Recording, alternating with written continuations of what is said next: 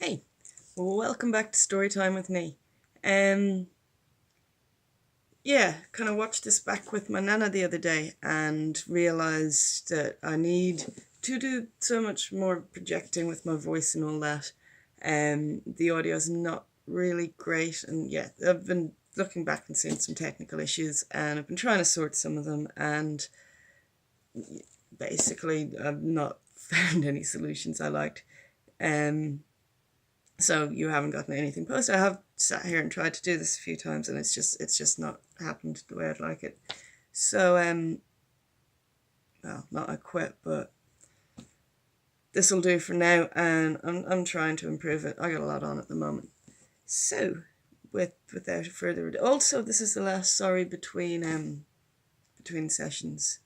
That's I have no idea how frequently or infrequently these are going to be coming. It's just this is for fun, guys. I don't want it to become a stress. Anyway, without further ado, this is the chapter that I first got excited about when I started reading this book. So, and already I can hear my voices in projecting. Sorry guys. I don't know. Something like that. Ooh, maybe. Alright, chapter 5, The Terrible Vampire Bat. I was surprised, to say the least of it, to see a great big, raw-boned, typical prospector from the west, standing at the edge of the raised floor on which I was doing my cooking.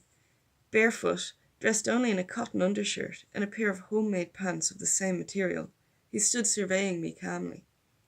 There didn't seem to be any nonsense about those clear grey eyes and that tough square jaw. The man was evidently one accustomed to a hard life in the open.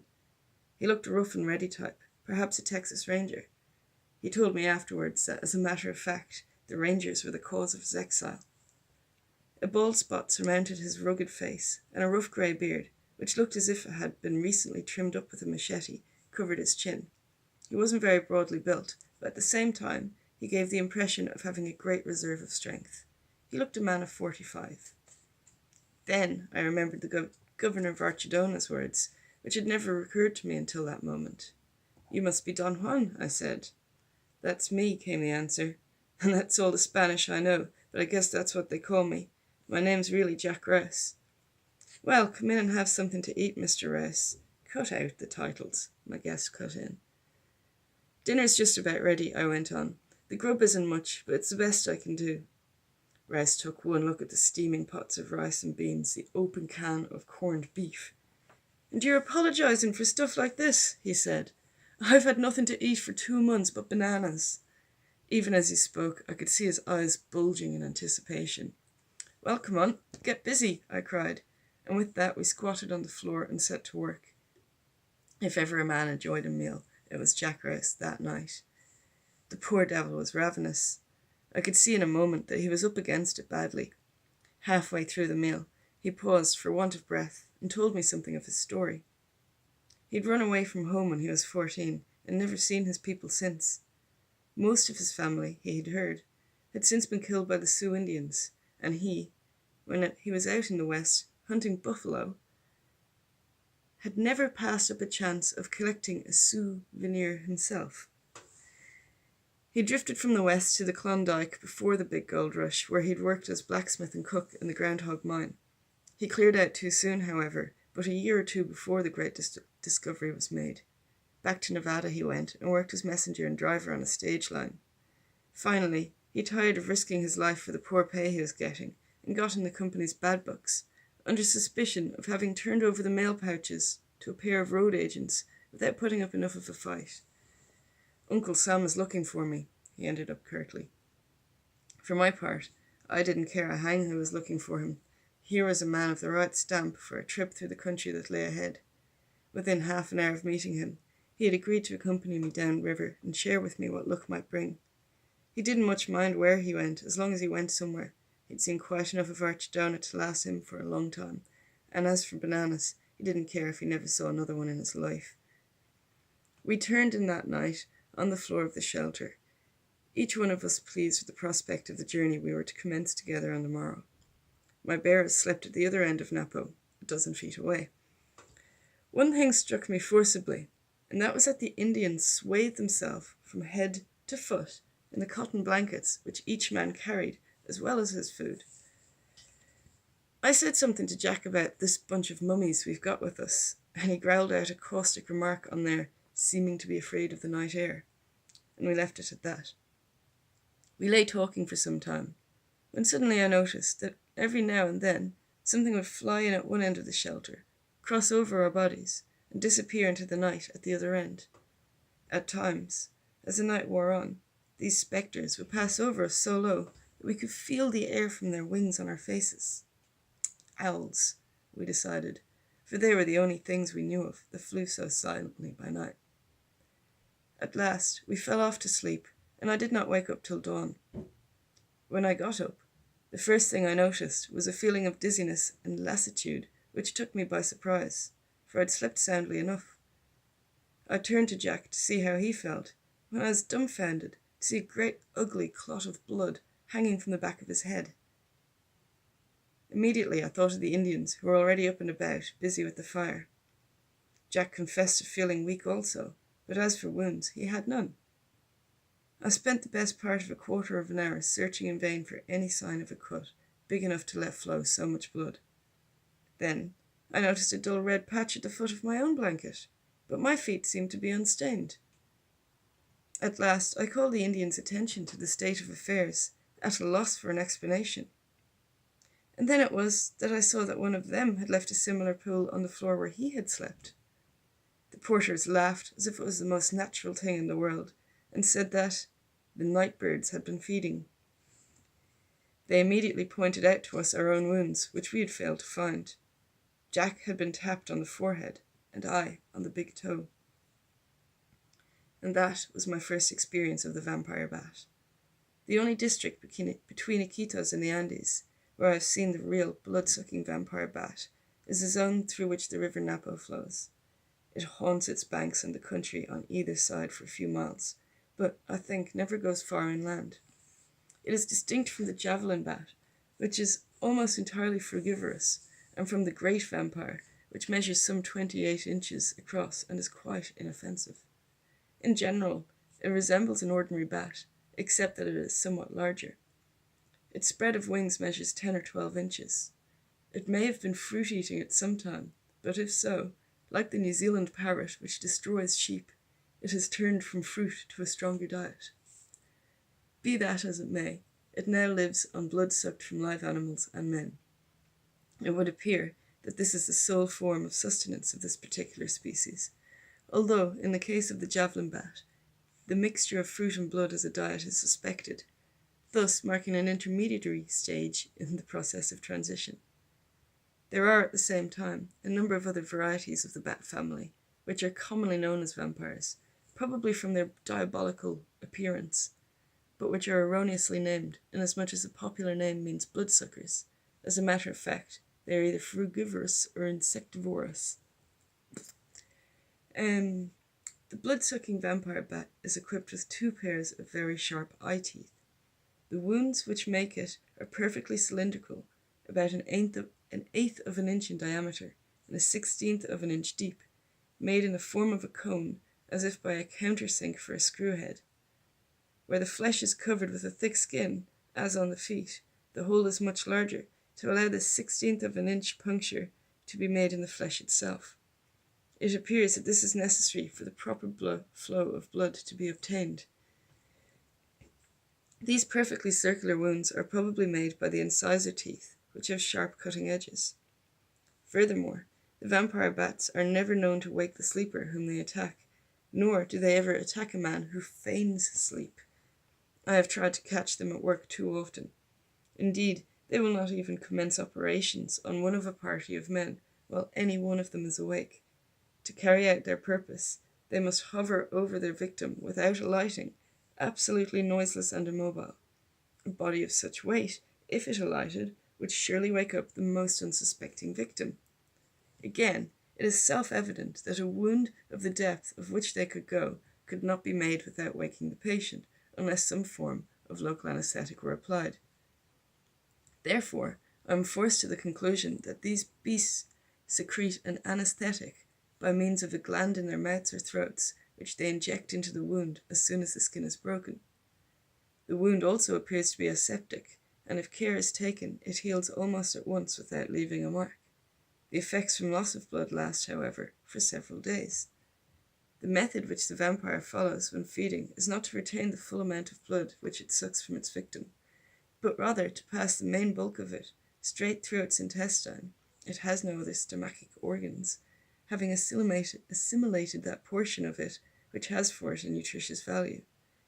This I have proved many a time, from the position in which I have always found the pool which has been left after an attack on my person. I must have been attacked at least 25 times in all, and every time I observed that the blood lay about 4 inches, rather more than the length of the bat's body, away from the spot from which it was drawn. No blood ever clings round the actual wound itself. Yet another proof, to my mind, of the theory given above was furnished by a case which came to my notice a few days down the Nepo at the mouth of the Suno. The owner of the trading post lost in one night 18 chickens which he had protected from the vampires by wire netting. In the morning he found not only the dead birds, but the single marauder, which is folded up like an accordion, hanging from the roof of the coop, peacefully sleeping. How could so small an animal possibly retain the blood of so many fowls? Furthermore, my remark as to the probability that these bats do not alight while feeding is borne out by the fact that the wounds... Things moving behind me, sorry.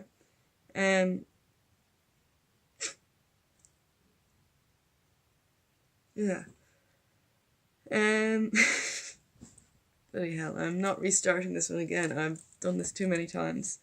The owner of the trading post lost in one night 18 chickens. Furthermore, my remark as to the probability that these bats do not alight while feeding is borne out by the fact that the wounds on these chickens were all in one place, the top of the comb. What chicken would allow anything to either settle on the nape of its neck or on its face and calmly go to work to bore a hole in its head? Again, as bats have no legs, their wings being all one with their limbs, where would the bat have fixed its only means of support, namely the hand-like claws in the main ribs of its wings, in order to operate on its prey?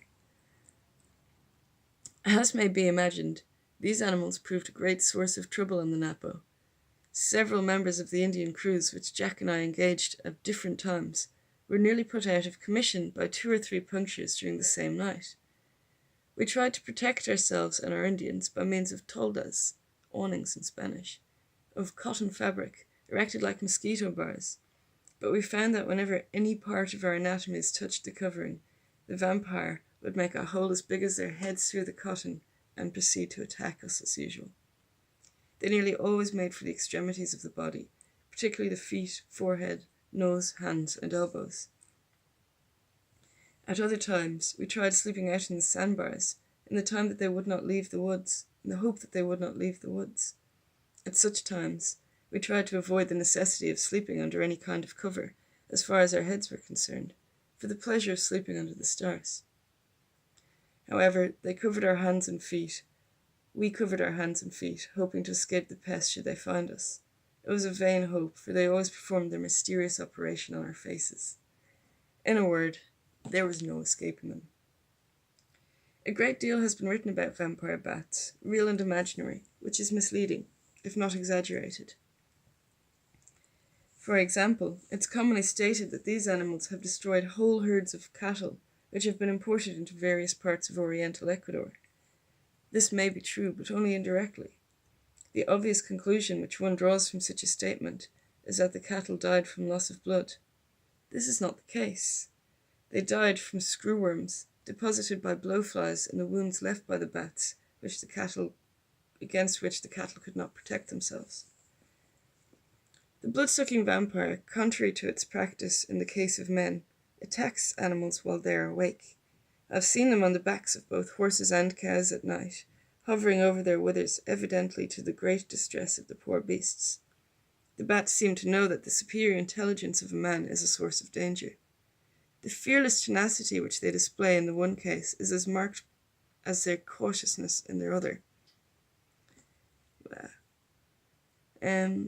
Indeed, in some parts of the Napo Valley there is a smaller species of blood-sucking bat which preys on cattle, but which has never been known to attack a man. The vampire bat is, for me, the most repulsive of the innumerable pests of the Amazon country, a thing which has sent a shudder down my back many a time. After discovering the cause of our weakness, we fell to talking of our start downstream. The question of food occurred to us, and Jack's mention of the splendid bananas on which he had been living, not that they were splendid to him at this stage, made me anxious to take a supply. So he promised to pack out a bunch, together with his few belongings, his gold pan, a pair of shoes, and a machete. He said that he would call in at Edward's old shack too, and pick up a few more machetes which he could find among the debris of the fire. So he went off and left me to pack up and wait for the canoe. He was back in a few hours, by which time our 2 yumbos had come floating in from Archidona in the new craft. The canoemen were short and slightly built, no match for the Indians of Papiacta. Their hair was cropped, and they wore nothing but a pair of cotton trunks dyed purple. I didn't know as much about Indians at that time as I did a year or 2 later, or I might have detected what may be called the goodbye look in their crafty eyes. As it was, I set out on that trail in all innocence. We all heaved my stores into the dugout, a well-made, but, as it turned out, badly designed cedar one, some 30 feet in length, with more beam than is usual in such a craft, namely about 30 inches. Jack's kit didn't occupy much space. It was stored in a couple of patch pockets sewn on his drawers. Edward's old machetes turned out to be worthless, having lost their temper in the fire. By 2 o'clock we were off. I was in high spirits, for my dream was coming true. Jack, too, was jubilant to be leaving that godless, grubless spot. All went swimmingly that day. The rough canoeing was a novelty to us, and every fresh bend in the river was something to which we looked forward eagerly. It rained, but not incessantly, as it does farther down the Napo during the winter months.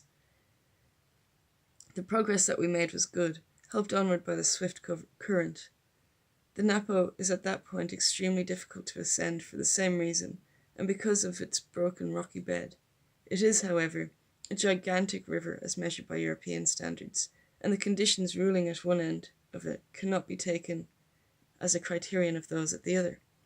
Its total length is some 850 miles, of which 600 are navigable, i.e., from the junction with the Agorico, which comes down from Colombia and forms a boundary between Ecuador and that country along its lower reaches, to its discharge in the Marañón. To be more accurate, it is navigable for river steamers with a 4-foot draft even at low water over this distance. I mention these data as they give one an impression of the Amazon basin as a whole. After about 3 hours paddling, we camped on a rock-strewn shore, where Jack showed signs of his early training as a cook. He fell to on my short stores with more than ordinary interest, while I watched the Indians building a palm-thatched shelter, an operation which was of great interest to me, as it was the first time I had ever seen it done. Of the making of those shelters, which are in general use throughout the whole of the Amazon basin, I shall speak later. I was still to learn to how many uses the omnipresent palm leaves of those forests can be put. I was already beginning to find out that Jack, with his varied experience of outdoor life, was not only a good companion, but also a first-rate woodsman. That was the beginning of a friendship which lasted through the many joys and troubles of 4 years in the forests. Had we but known that we were destined to pass so many days and nights with no company but each other, we should probably not have talked so much that night, before we finally fell asleep, swearing that we would slaughter the first vampire that dared approach. We woke next morning to find ourselves alone and tapped. Little by little, during our passage down the Napo, the hopelessness of trying to outmaneuver the vampires was borne in on us throughout a succession of nights, during which we were attacked with fiendish regularity. Jack appeared to be the favourite, perhaps because he had not smoked for years. I shall not again refer to the regular bloodletting from which we suffered at that time, for no one case was different from any other. Suffice it to say that we never succeeded in even seeing a bat at work, much less catching one. It was not until later that we had the pleasure, unique for us, of killing one of those cunning night visitors. Being as yet unacquainted with the tricks of the Indians, we thought that our canoemen must have gone off early to look for wood or game.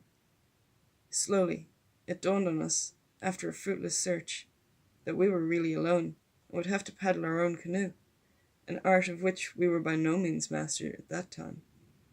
The Yumbos, of course, had deserted, having received their pay before we started, and added to it a few little items of my kit which took their fancy in order to avoid the long trek back from the Suno River to Archidona. But the Indians were not the only wily customers in the old Amazon rubber trade, as we soon found out. Left to our own devices, we entered upon a period of devil-may-care, go-as-you-please existence. We stopped to swim when the spirit moved us. Our arrival of a particularly entrancing sandbar would be the signal for a halt for food, whatever the hour. In the evening, we beached our canoe purposely early, so as to have plenty of time to try our hand at the new game of house building. We shot at everything we saw, which might or might not be good to eat. We had time and powder to burn. Nobody was waiting for us on the pier at New York. There was nobody to say us yea or nay. We were having a splendid time. After 3 or 4 days, we reached the mouth of the Suno, a tributary of the Napo on its left bank, where we found the Colombian trader Macias, of whom we had been told in Archidona. He had passed through the local capital some time before, on one of his semi-annual trading trips, bringing down merchandise from Quito, and returning laden with rubber and gold. He had a house of sorts at the point where the two rivers meet, where he kept an Indian or two to look after the product of his trading at such times as he had any. His plan of campaign was to pay visits to Indian settlements in the vicinity and advance trade goods against rubber, collecting the latter on his next visit. His plan of campaign was to pay visits to Indian settlements in the vicinity and advance trade goods against rubber, collecting the latter on his next visit.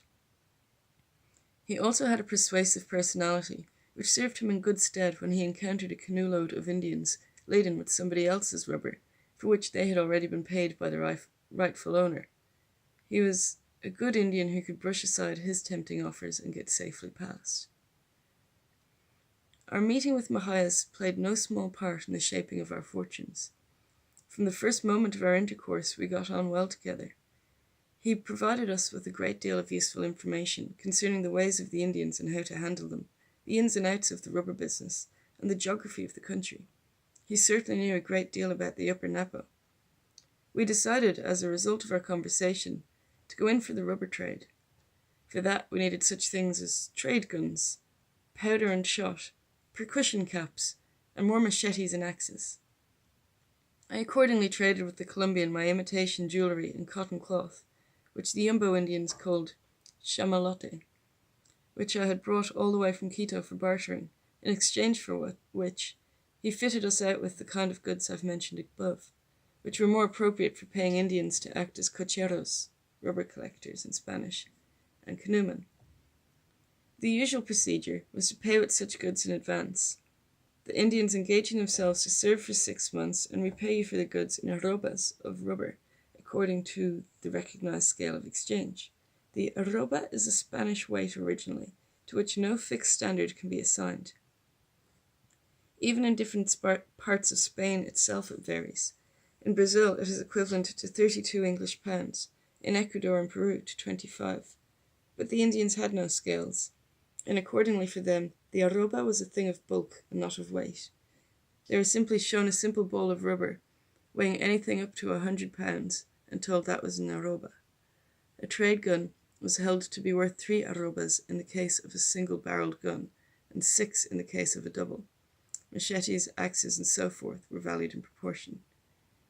Trade gun was a name given to a muzzle-looking weapon, if it can be called, which was specially manufactured, probably in Germany, for the Amazon River trade.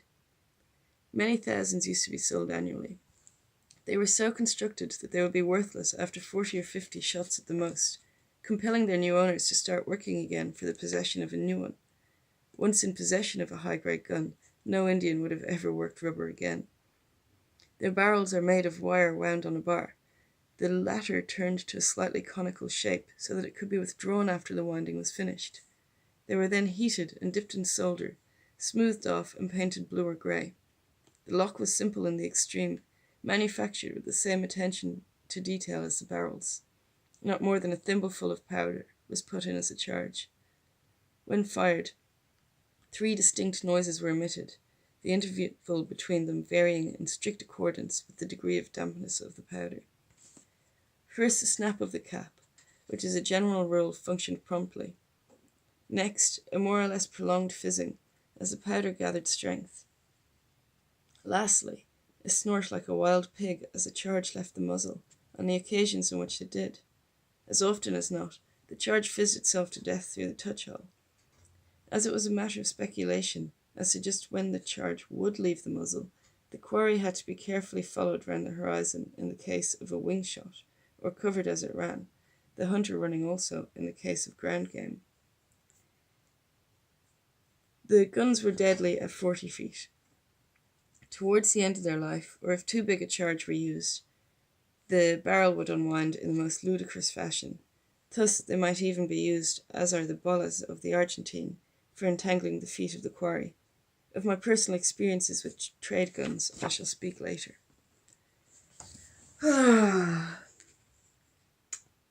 Really not enjoying my face on the screen. Sorry, guys. Yeah,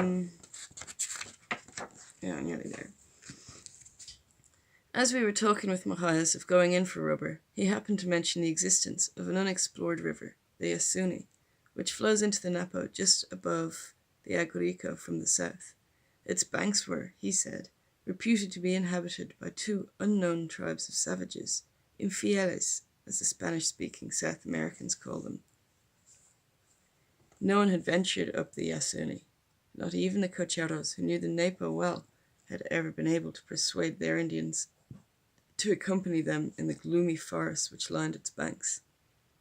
Little though Matthias suspected it, he was unfolding before us a venture which appealed above all others to both of us.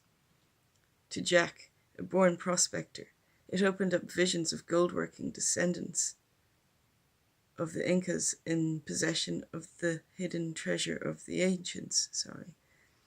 In me, it awakened the old longing to explore where no white man had ever trodden before.